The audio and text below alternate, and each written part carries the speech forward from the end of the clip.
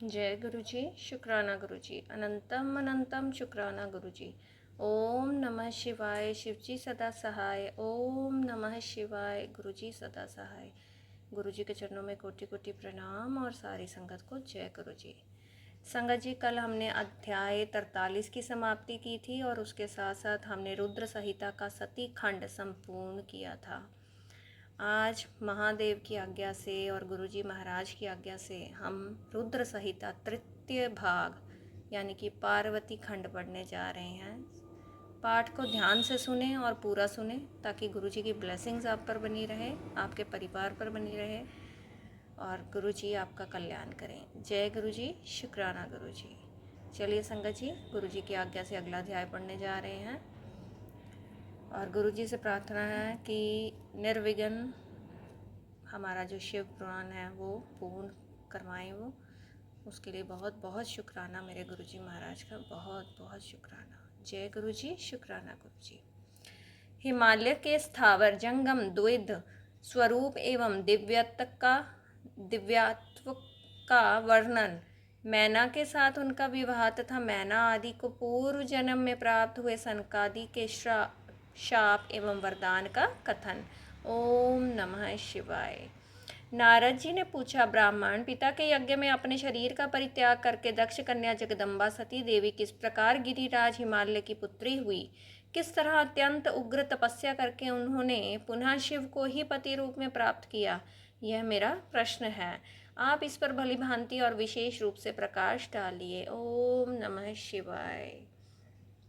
ब्रह्मा जी ने कहा, मुने नारद, तुम पहले पार्वती की माता के जन्म, विवाह और अन्य भक्तिवर्धक पावन चरित्र सुनो। मुनि श्रेष्ठ, उत्तर दिशा में पर्वतों का राजा हिमवान नामक महान पर्वत है जो महातेजस्वी और समृद्धिशाली है। उसके दो रूप प्रसिद्ध हैं, एक स्थावर और दूसरा जंगम। मैं संक्षेप से उसके सूक्ष्म स्थावर स्वरूप का वर्णन करता हूँ। वह रमणीय पर्वत नाना प्रकार के रत्नों का आकार यानी कि खान है और पूर्व तथा पश्चिम समुद्र के भीतर प्रवेश करके इस तरह खड़ा है मानो भूमंडल को नापने के लिए कोई मानदंड हो। वह नाना प्रकार के वृक्षों से व्याप्त है और अनेक शिखरों के कारण विचित्र शोभा से संपन्न दिखाई देता है। सिंह, व्याघ्र आदि पशु सदा सुखपूर्वक उसका सेवन करते हैं। हिम का तो वह भंडार ही है, इसलिए अत्यंत उग्र जान पड़ता है। ओम नमः शिवाय। भांति भांति के आश्चर्यजनक दृश्यों से उसकी विचित्र शोभा होती है। देवता, ऋषि, सिद्ध और मुनि उस पर्वत का आश्रय लेकर रहते हैं। भगवान शिव को वह बहुत ही प्रिय है, तपस्या करने का स्थान है। स्वरूप से ही वह अत्यंत पवित्र और महात्माओं को भी पावन करने वाला है। तपस्या में वह अत्यंत शीघ्र सिद्धि प्रदान करता है। अनेक प्रकार के धातुओं की खान और शुभ है। वही दिव्य शरीर धारण करके सर्वांग सुंदर रमणीय देवता के रूप में भी स्थित है। भगवान विष्णु का अविकृत अंश है, इसलिए वह शैलराज साधु संतों को अधिक प्रिय है। ओम नमः शिवाय। एक समय गिरिवर हिमवान ने अपनी कुल परंपरा की स्थिति और धर्म की वृद्धि के लिए देवताओं तथा पितरों का हित करने की अभिलाषा से अपना विवाह करने की इच्छा की। मुनीश्वर उस अवसर पर संपूर्ण देवता अपने स्वार्थ का विचार करके दिव्य पितरों के पास आकर उनसे प्रसन्नता पूर्वक बोले। देवताओं ने कहा, पितरों, आप सब लोग प्रसन्नचित होकर हमारी बात सुने और यदि देवताओं का कार्य सिद्ध करना आपको भी अभीष्ट हो तो शीघ्र वैसा ही करें। आपके ज्येष्ठ पुत्री जो मैना नाम से प्रसिद्ध है, वह मंगल रूपिणी है। उसका विवाह आप लोग अत्यंत प्रसन्नता पूर्वक हिमवान पर्वत से कर दें। ऐसा करने पर आप सब लोगों को सर्वथा महान लाभ होगा और देवताओं के दुखों का निवारण भी पग पग पर होता रहेगा। ओम नमः शिवाय। देवताओं की यह बात सुनकर पितरों ने ओम नमः शिवाय, हर हर महादेव, परस्पर विचार करके स्वीकृति दे दी और अपनी पुत्री मैना को विधि पूर्वक हिमालय के हाथ में दे दिया। उस परम मंगलमय विवाह में बड़ा उत्सव मनाया गया। मुनीश्वर नारद, मैना के साथ हिमालय के शुभ विवाह का यह सुखद प्रसंग मैंने तुमसे प्रसन्नता पूर्वक कहा है। अब और क्या सुनना चाहते हो? नारद जी ने पूछा, विधेय विद्वान, आप आदर पूर्वक मेरे सामने मैना की उत्पत्ति का वर्णन कीजिए। उसे किस प्रकार शाप प्राप्त हुआ, यह कहिए और मेरे संदेह का निवारण कीजिए। ओम नमः शिवाय। ब्रह्मा जी बोले, मुने, मैंने अपने दक्ष नामक जिस पुत्र की पहले चर्चा की है, उनके 60 कन्याएं हुई थी, जो सृष्टि की उत्पत्ति में कारण बनी। नारद, दक्ष ने कश्यप आदि श्रेष्ठ मुनियों के साथ उनका विवाह किया था। ये सब वृतांत तो तुम्हें विदित ही है। अब प्रस्तुत विषय को सुनो। उन कन्याओं में एक सर्वदा नाम की कन्या थी, जिसका विवाह उन्होंने पितरों के साथ किया। सवधा की 3 पुत्रियां थी, जो सौभाग्यशालिनी और धर्म की मूर्ति थी। उनमें से ज्येष्ठ पुत्री का नाम मैना था। मंजली धन्या के नाम से प्रसिद्ध थी और सबसे छोटी कन्या का नाम कलावती था। ये सारी कन्याएं पितरों की मानसी पुत्रियां थी, उनके मन से प्रकट हुई थी। इनका जन्म किसी माता के गर्भ से नहीं हुआ था, अतएव ये अयोनिजा थी। केवल लोक व्यवहार से सवधा की पुत्री मानी जाती थी। इनके सुंदर नामों का कीर्तन करके मनुष्य संपूर्ण अभीष्ट को प्राप्त कर लेता है। ये सदा संपूर्ण जगत की वंदनीय लोक माताएं हैं और उत्तम अभ्युदय से सुशोभित रहती हैं। सब की सब परम योगिनी, ज्ञान निधि तथा तीनों लोकों में सर्वत्र जा सकने वाली है। मुनीश्वर, एक समय वे तीनों बहनें भगवान विष्णु के निवास स्थान श्वेत द्वीप में उनका दर्शन करने के लिए गईं। भगवान विष्णु को प्रणाम और भक्ति पूर्वक उनकी स्तुति करके वे उन्हीं की आज्ञा से वहाँ ठहर गई। उस समय वहाँ संतों का बड़ा भारी समाज एकत्र हुआ था।